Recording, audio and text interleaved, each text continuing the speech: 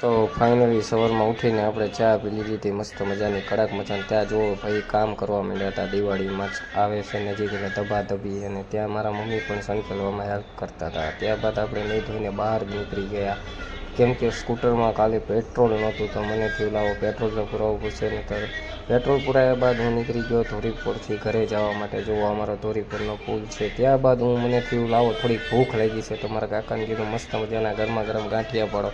જુઓ ગરમા ગરમ ગાંઠિયા પડે, એ પણ છરી વગરના ઉકાળે છો, ફેમસ છે, તમે કીધું. ત્યારબાદ આપણે દુકાને જવાની તૈયારી કરી લીધી. પાણી બનાવવાનું હતું એટલે બધું આપણે પુદીના, મરચાં તેમજ કોથમરી લઈને પીસી નાખ્યું. એકદમ પાણી બનાવવાની આપણે ચાલુ કરી દીધું હતું કામ.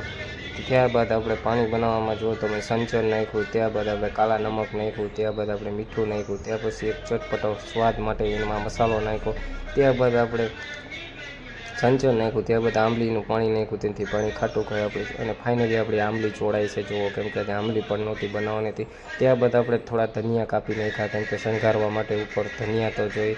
તો આપણે ફાઇનલી બધું કામ પતી ગયું. ત્યારબાદ આપણે આવી ગયા દુકાને આવીને આપણે મસ્ત મજાનું પોતું કરી નાખ્યું, કેમ કે કાલનું પોતું બાકી હતું. પોતુંમાં કરી નાખ્યું, દુકાન સાફ કરીને. ત્યારબાદ આપણે વાસણ થોડાક કહેતા કીધું લાવો વાસણે ઘસી નાખી, પછી રાતે થોડોક ઢગલો થાય.